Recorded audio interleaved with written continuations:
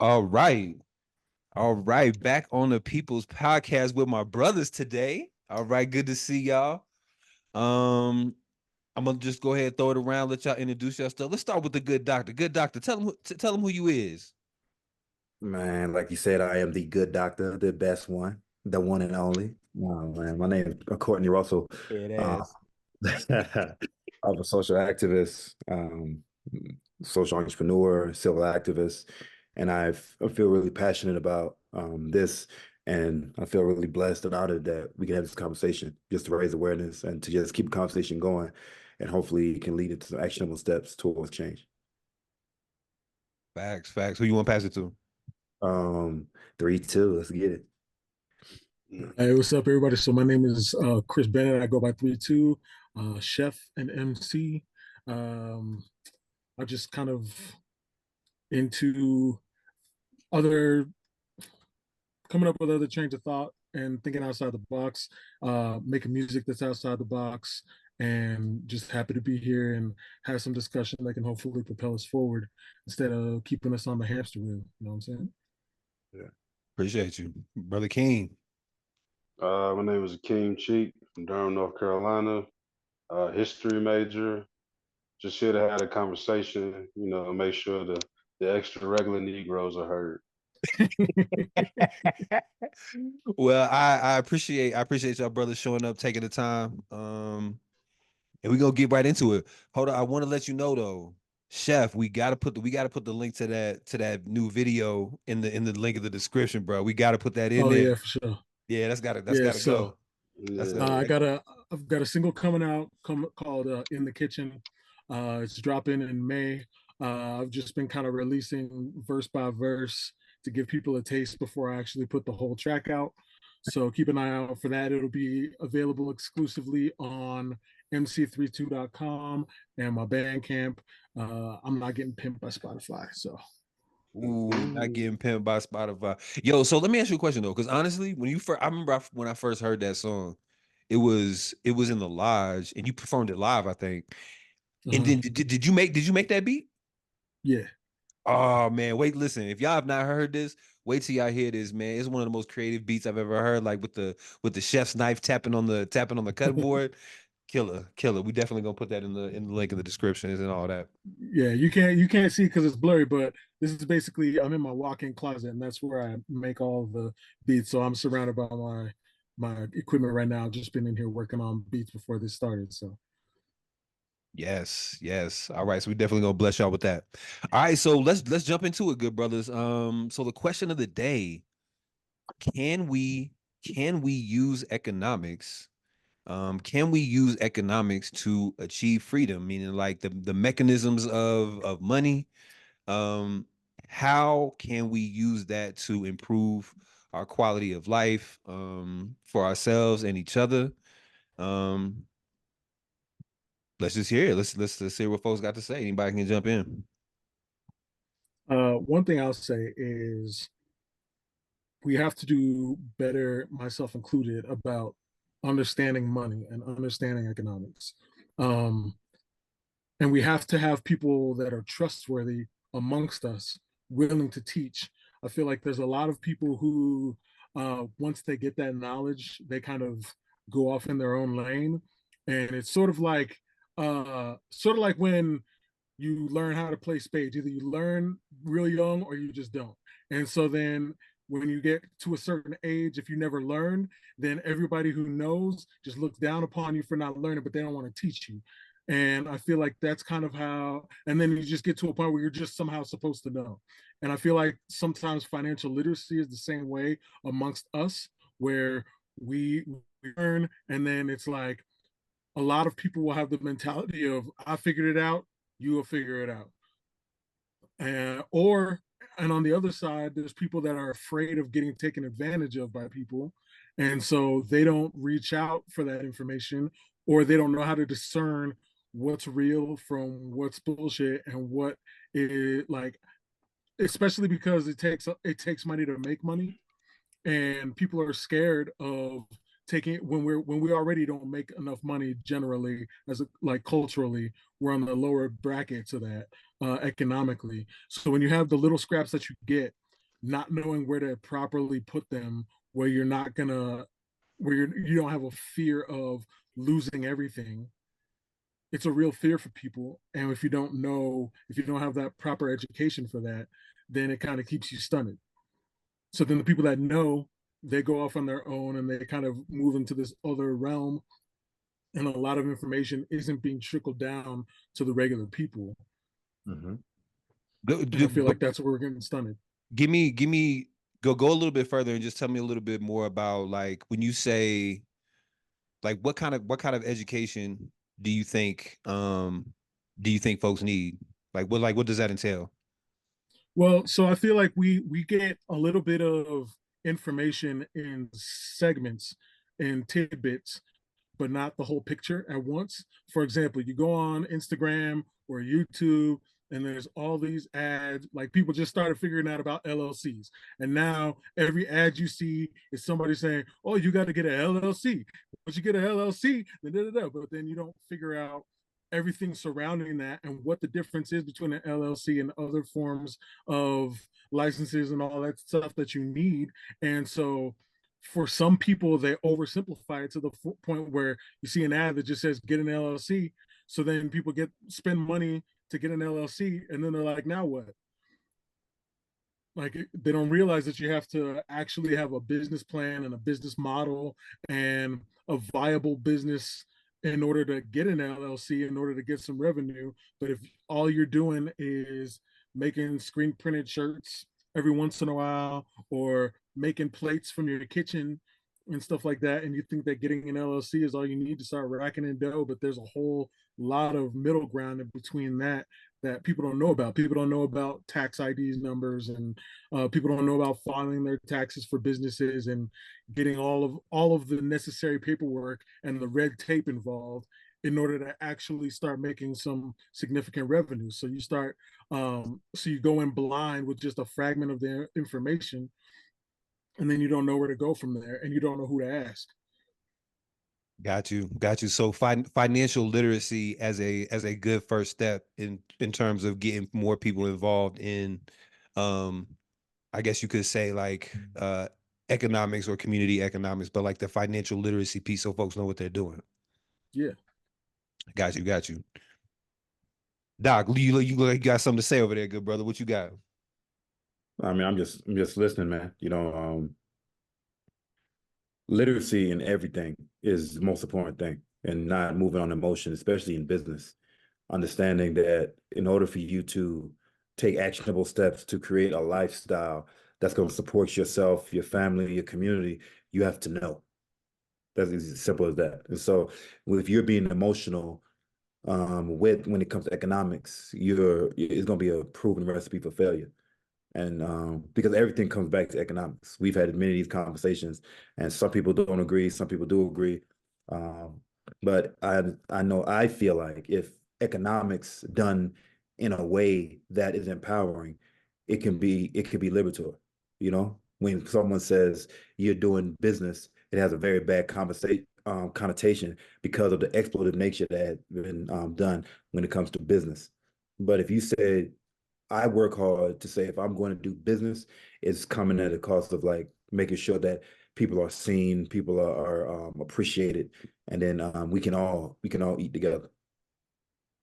Okay, so it sounds like you're also an advocate for the financial literacy piece in terms of educating people. But like what are we educating them about? Like, are we putting together, like, because there's information out there. You know what I'm saying? You can Google, you can YouTube, and like there's a ton of financial information out there. So like when you're talking about financial literacy, what Mhm. specifically do you think folks need to know? And then do you think it's just the literacy that would make people participate? Like, once they become informed, once they become knowledgeable about the topic, is that going to make them more liable to actually participate in the community, in some kind of community economic model? I No, mean, I that's a think hard that, question. oh, Sorry, go ahead. sorry. I feel like trust is another huge factor. Um, One thing that we lack in comparison to a lot of other cultures is trust amongst ourselves. Um, a lot of people have been done dirty by people that look like them, to the point where you you don't necessarily trust your brother to hold your money. And so when we have, for example, a lot of conversations when we talk about uh, proactive solutions for the Black community, people just throw out blanket statements, general statements like, "We got to get our own Black businesses, we got to get our own Black banks, we got to do all that." But then, like, in terms of realizing that those things require a pool of money from people, and everybody wants to say, "I'm gung ho for this," but when it comes time for somebody to say, "I need investors in order to start my business," people are like, "Ooh, I don't know if I want to give. I don't know you like that, or I don't Yeah. trust you like that." So finding people that are trustworthy, or finding trustworthy people within ourselves, and on the flip side, being trustworthy and being able and willing to show people and be transparent with people about, yes, I am asking for your money, this is how I'm going to use your money, this is how it'll come back to you, this is how we can then use this money that I generate to then propel somebody else. I'll give you an example. Certain Asian cultures, um, when they migrate to the US, um, and they get in their communities, they have kind of like a council amongst the people in the community, right? And so they draw from a hat essentially, and they say basically, okay, who's going to start the first business? And then everybody in the council in the community, once that person is voted in or pulls the number, then it's like we're pulling all our money to support that person's business. Then that person gets all of the money, they open up their business, the community helps them build their wealth, build equity in their business so that they are stable. Once they are stable, then it comes to the council's like, okay, who's next in line? The next in line comes up, and it's like, okay, now it's my time. And then everybody else, including the previous business owner, pull their money together to allow this person to now elevate and open their business and whatnot. So next thing you know, you have an entire community of people that have been patient enough to wait their turn while supporting each other. So then the long game, by the time they reach the finish line, everybody has been elevated. Rising tides raise all ships, so to speak. But you don't have a lot of people being like trying to cut in line and say, "Oh, well, I feel like I deserve it now, even though it's not my turn yet," or I know we voted on this person, but I feel like I deserve it more, or it's more urgent for me, and so on and so forth. I feel like, um, if we can figure out a way to unify community wise, and find people that we all deem trustworthy in order to be willing to pool money, and have people that are willing to be transparent about what they're doing with the money, then slowly we can ripple effect to the point of, taking the doing the long game and looking forward 10, 20, 30, 50 years, and seeing what the seeds that are planted now can be beneficial towards everybody. But a lot of people are really short-sighted, and a lot of us, we've just kind of been accustomed to trying to get fast, quick money that gets us to the finish line quicker, but it's hard to bring people along when you have that kind of money. If you want to go fast, go alone. If you want to go far, go together. I want to say something about that in addition to what you're saying. I do think trust is important. Trust is critical, especially for the kind of example that you gave. I also think there's a level of um like all these different communities that are doing business with each other. Everybody in those communities is not always trustworthy. Everybody in those Oh, communities agreed. doesn't always like each other. But you know what it is that one, they have a mutual, kind of like you were saying, they have a mutual um they have a mutual interest in terms of them both being successful, because it's a business thing. And paperwork is lined up. So even if let's say me and you go into business, let's say you don't trust me, you're like, okay, you know what? I don't trust this dude, but you know what? I see that there's a mutually beneficial business relationship that we can have as long as we get our paperwork tight. You know what I'm saying? So that way, if I step Mm-hmm. out of bounds, or if I'm not delivering on the things I said I'm supposed to deliver on, now there are ramifications that you can follow up with, and legal steps that you can take to help like mitigate the situation or whatever the case may be. So I'm saying all that to say I do think trust is important, and I also think that we need to get in the habit of doing business with people we don't like, because we're not gonna like everybody. We're not gonna like everybody that is beneficial to be in business with, especially the larger this number gets in terms of like building out a community economics model. But I do hear and appreciate everything you're saying. Brother Keem, what you got for us? I think one of the bigger issues is like we keep saying community, but it's not necessarily something that's uniform across Black folks. So like when we talk about other communities, a lot of other communities come here, and yeah, they're looking for each other. Versus us, we've been here for a while. It's like me moving from North Carolina to Colorado. I'm not from Colorado. I come out here like seeing Black folks. People in Colorado, in my experience, Black folks in Colorado move different than Black folks in North Carolina. I'm not saying it's better or worse, but they move different. So it's like there has to be the community first part, and that brings in the trust. Because I feel like we people do business with people you don't trust all the time, and then also some of that's to scale. So it's like your engine company can do you dirty. It'd be like, hey, we're gonna do this. The rider went up. We ain't tell nobody. All of a sudden, your bill double. All you gonna do is pay that because that's who's there. You can talk crazy and all this and all that, but because that's who you got to deal with, that's who you gonna deal with. Versus with us, like if I get done dirty by one Black person, boom. So now I just got a bad experience with one Black person, which again, we haven't set to the fact that this is community. It's just, oh, I saw a Black person, they're doing business. So maybe now we community. That's not community. That's just, oh, I see you look like me. We practicing the version of capitalism.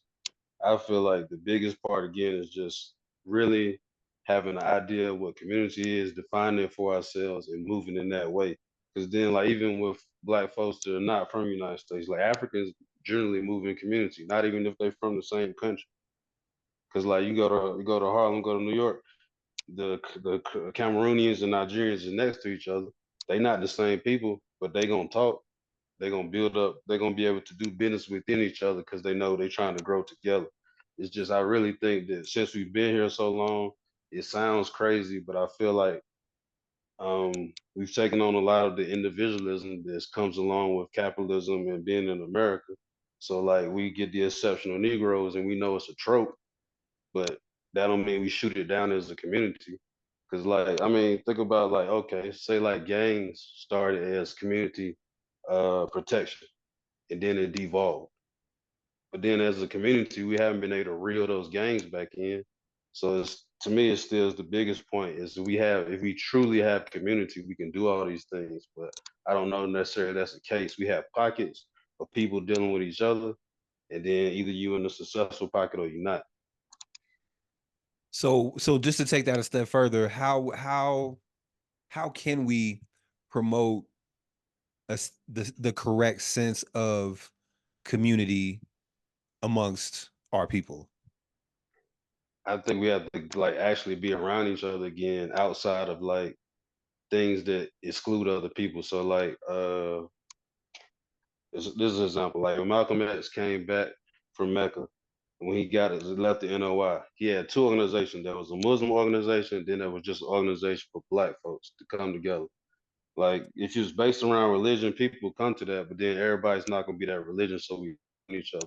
So it's like it really has to be something where we come around each other and we're actually like, hey, we're gonna intently be with each other and figure out our issues in house versus, hey, I don't agree with you. Let me talk crazy to you over the internet and see how that goes. Got you. Got you. So I guess my follow-up question, one that we love to go over at the lunch table. Can capitalism can capitalism be used as a tool in this fight? Can capitalism be used for good in terms of building up our community? I'll start first because I go against the grain on that one at the table. So like, nah, I don't.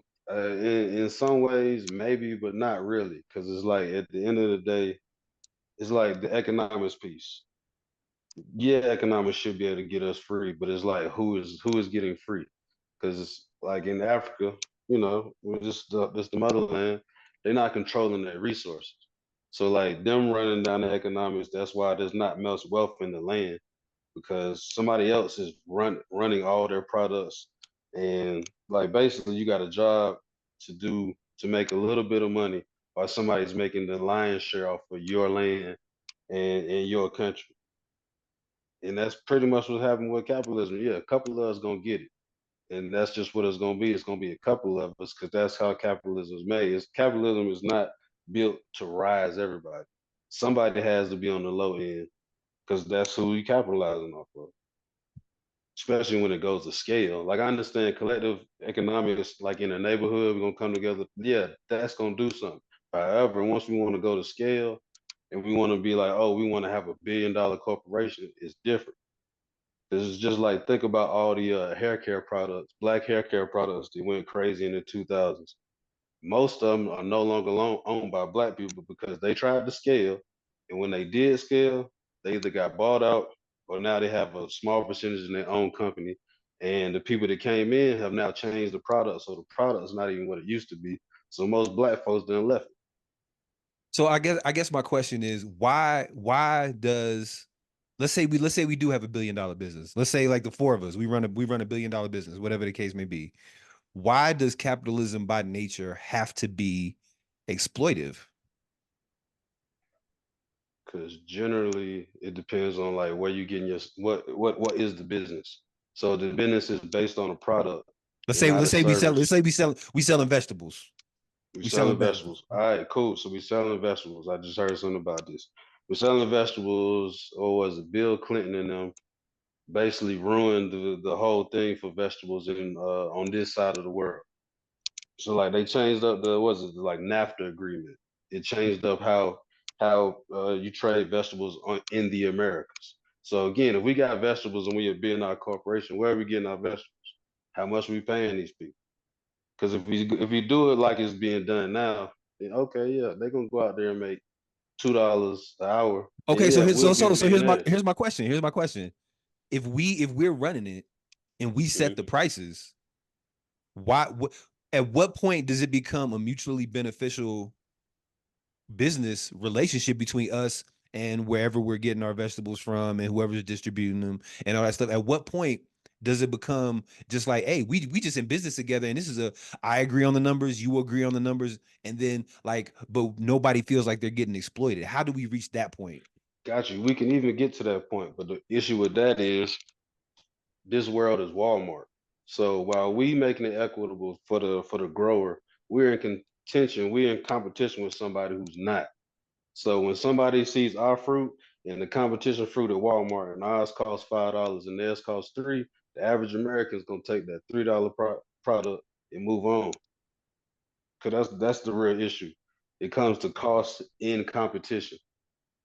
We can be equitable on our side, but the issue is can we compete in the market? That's an excellent point. That's an excellent point. Good doctor. You look like you got something to say. Go ahead.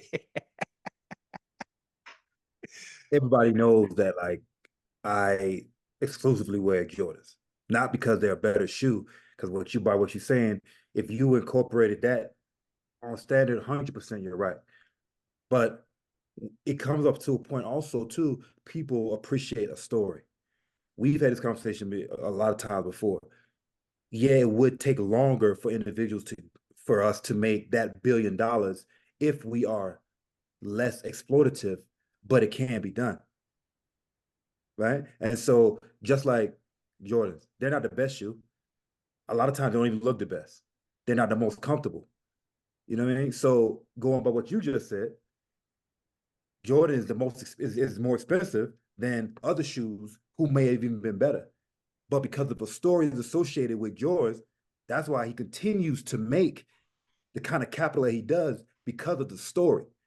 So we are in the business of vegetables, right? And Hold on, can I cut in real quick? 100%. We ain't gotta go back to vegetables. We'll stay on shoes. All right, so Tom's. Tom's is a brand out here. Yeah, I yeah. think Tom's like you buy a shoe, they plant a tree or something. Yeah. So Tom's has been out for a bit. It's not been out here as long as Nike. But Mhm. what you think Tom's market share is compared to Nike with Tom's attempting to be an equitable company? Not even, you can't even, that's not even off the charts. It's not even comparable. It's So far this gone. is what I'm talking about. Like, yeah, these things exist, but like nobody's talking about Tom's. Tom's does have a great story, but it's very a niche product. Because But generally, what is Tom making though? Just the fact that we talking about Tom and the fact that they still got a company means they got to be at least making some kind of money. yeah, And agreed. They're making some money. Agreed.